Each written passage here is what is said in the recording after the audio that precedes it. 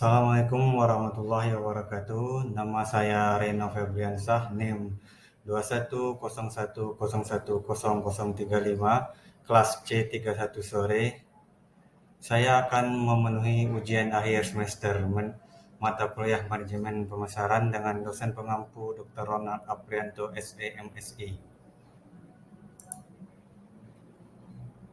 Soal nomor 1.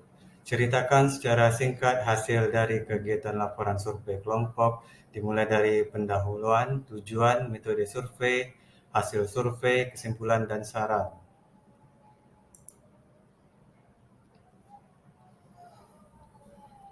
Pendahuluan. Pemasaran adalah untuk memenuhi kebutuhan, keinginan, dan harapan konsumen. Hal tersebut membuat pelaku usaha harus dapat memenuhi dan mempelajari kebutuhan, keinginan, dan harapan konsumen sehingga dapat memuaskan konsumen. Setelah mengkonsumsi suatu produk atau jasa, konsumen akan memiliki perasaan puas atau tidak puas terhadap suatu produk atau jasa yang dikonsumsinya.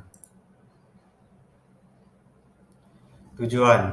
Secara singkat, tujuan dari ketiga survei yang telah kami lakukan adalah untuk mengetahui seberapa besar pengaruh kualitas produk makanan atau minuman yang sering dibeli dan digemari di semua kalangan masyarakat. Selain kualitas produk, harga, pemasaran, penjualan termasuk dalam pengaruhnya terhadap kepuasan pembeli. Metode survei.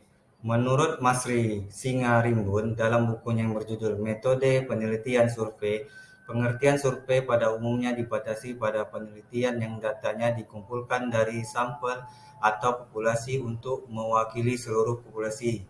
Dengan demikian, penelitian survei adalah penelitian yang mengambil sampel dari satu populasi dan menggunakan kuesioner sebagai alat pengumpulan data pokok.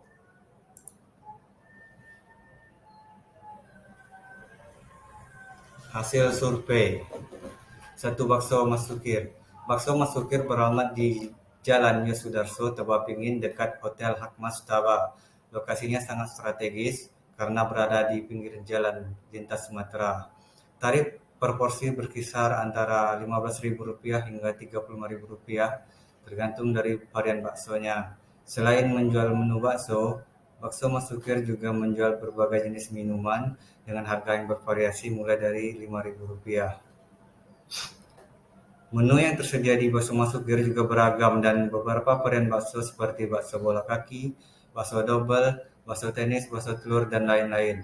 Menu favorit yang sering dibeli konsumen adalah bakso urat dan bakso telur. 2. Ayam geprek Mas Andre. Ayam geprek Mas Andre beralamat di Jalan Yosudarso, Tebapingin. Lokasinya sangat strategis karena berada di pinggir jalan lintas Sumatera. Tarif per porsi adalah Rp10.000. Ayam geprek Mas Andre menyediakan beberapa varian sambal untuk menu ayam gepreknya, antara lain sambal tomat, sambal bawang, dan sambal mata. Ayam geprek Mas Andre juga menyediakan berbagai menu minuman dengan tarif per porsi Rp5.000.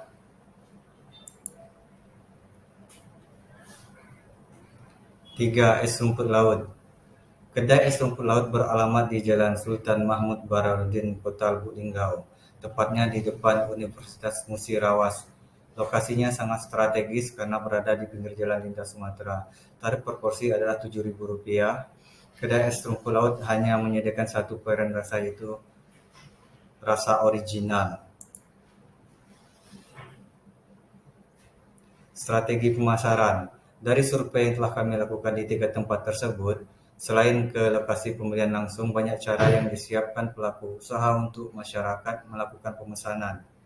Salah satunya adalah memanfaatkan teknologi, yaitu pemesanan media lewat Maxim atau Grab.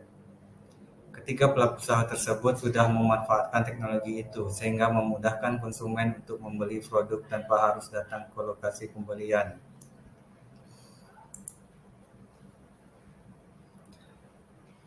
Kesimpulan, memuaskan kebutuhan konsumen adalah keinginan setiap perusahaan. Selain faktor penting bagi kelangsungan hidup perusahaan, memuaskan kebutuhan konsumen dapat meningkatkan keunggulan dalam persaingan. Konsumen yang puas terhadap produk dan jasa pelayanan cenderung untuk membeli kembali produk dan menggunakan kembali jasa pada saat kebutuhan yang sama muncul kembali di kemudian hari. Hal ini berarti kepuasan merupakan faktor kunci bagi konsumen dalam melakukan pembelian ulang dan merupakan porsi terbesar dari volume penjualan perusahaan. Faktor-faktor yang mempengaruhi kepuasan konsumen adalah kualitas produk, harga produk, ragam rasa, dan cita rasa. Saran. Adapun saran yang dapat diberikan yaitu sebaiknya para pelaku usaha mempertahankan mutu produk dengan cara mempertahankan bahan baku pokok yang berkualitas dan menjaga kebersihan lingkungan produksi. Selain itu, para pelaku usaha sebaiknya mengganti sistem pengelolaan keuangan yang masih sederhana dengan sistem yang lebih modern. Upaya yang dilakukan adalah dengan menggunakan mesin kasir untuk tanda bukti pembayaran konsumen, serta komputer untuk mengelola data arus kas masuk dan keluar serta laporan laba rugi perusahaan.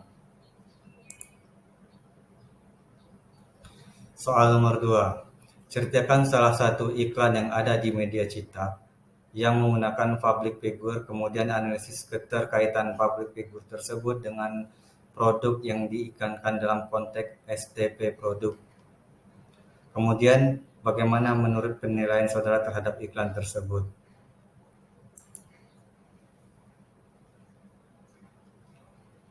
Kosmetik Wardah merupakan salah satu contoh iklan yang menggunakan public figure.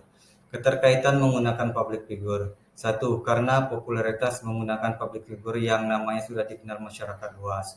2. Ketertarikan mengenai fisik public figure yang mempunyai tubuh yang ideal dan kulit yang bagus.